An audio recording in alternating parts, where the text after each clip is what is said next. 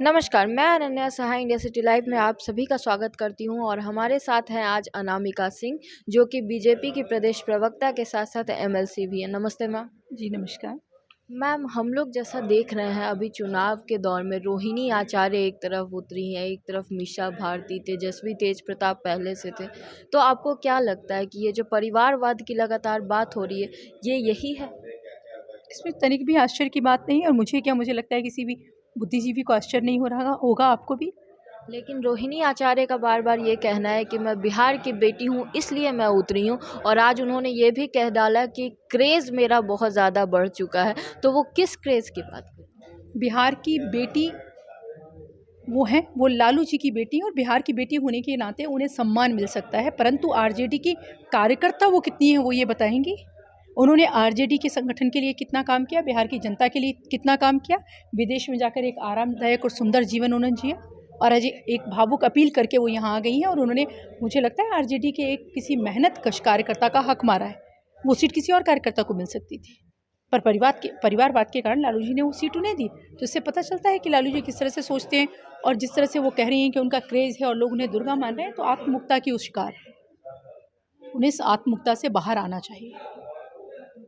वो लगातार सारण में जा रही हैं और लोगों से अपील कर रही हैं कि नवरात्रि जैसे आज शुरू है, आज उनका बयान आया जी है। जी। तो उन्होंने कहा है कि क्योंकि नवरात्रि शुरू है और दुर्गा की पूजा होती है तो हमें भी जिताने के लिए हमारी माताएं बहनें आगे बिल्कुल आएंगी। बिल्कुल। जी जी। सम्राट जी के बयानों को अभी वो तिरस्कार कर रही हैं। जी जी। दुर्गा जी की बात करने वाली अगर एक बार अपने पिताजी से पूछ लेते हैं कि चंपा विश्वास भी महिला थी और दुर्गा थी।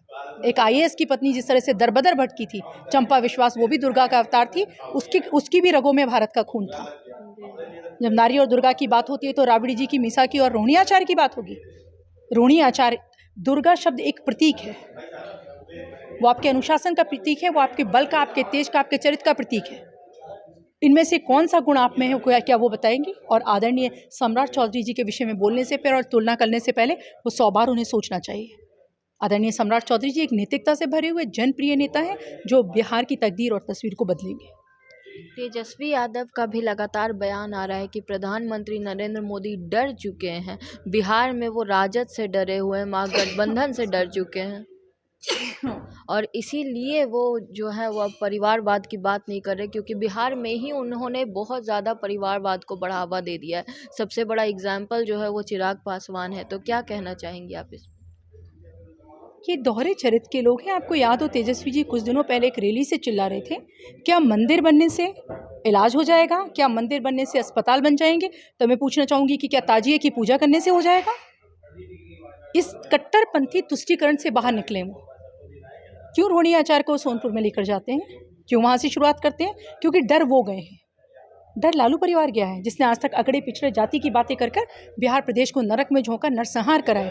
आज वो डर गया है कि अब उनकी भावुक अपीलें नहीं चलेंगी। और मैं तो उनसे पूछना चाहती हूँ कि बहुत सुंदर बात है, अगर वो जातिवादी हैं तो ईमानदार जातिवादी बने और मुझे बताएं क्या वो अपने बेटे तेजस्वी की जगह पर, तेज प्रताप जी की जगह पर किसी यादव नेता को वो जगह देना चाहेंगे, उप मुख्यमंत्री बनाना चाहेंगे? मैं स्वागत करती हूँ उनके जातिवादी होने का। लेकिन मैम, जहाँ तक हम लोगों ने अभी देखा है चुनाव के दौर में कि चिराग पासवान के भी कार्यकर्ताओं का यही इल्ज़ाम उन पर लगाया गया है कि कार्यकर्ताओं की जगह जो लोग डिज़र्व नहीं करते थे इन टिकटों को उन्हें दे दिया गया, जैसे बीना देवी को, शांभवी चौधरी को। तो क्या ये ऐसा नहीं है कि ये जो संतुलन है ये बीजेपी में भी बिगड़ गया है, एनडीए में बिगड़ गया है? देखिए, हर पार्टी की अपनी कुछ नीतियाँ होती हैं, उनके कुछ समीकरण होते हैं, उनके कुछ निर्णायक लोग होते हैं जो निर्णय लेते हैं। भारतीय जनता पार्टी हमेशा कार्यकर्ता को तवज्जो देती है, मेहनतकश व्यक्ति को तवज्जो देती है। उसका उदाहरण मैं हूँ आपके सामने। जी जी। एक कार्यकर्ता को उन्होंने सदस्य बनाया विधान परिषद का। तो हम भारतीय जनता पार्टी की अपनी विचारधारा है कार्यकर्ता को साथ लेके चलने की। बाकी घटक दल हैं वो अपनी तरह से काम करते हैं और किन समीकरणों के तहत वो काम करते हैं, जो बहुत सारे समीकरण काम करते हैं। धन्यवाद मैम। Thank you. हमारे साथ थी अनामिका सिंह और इनका सीधा सीधा जवाब आया है रोहिणी आचार्य के क्रेज़ के बयान को कि उन्हें जो है वो अपने आप को फिर से तौलने की ज़रूरत है, क्योंकि जो भी उन्होंने कहा है वो कहीं तरह से भी उचित नहीं है। और तेजस्वी यादव और लालू यादव खुद ही एक परिवारवाद का सबसे बड़ा एग्जाम्पल हैं। धन्यवाद।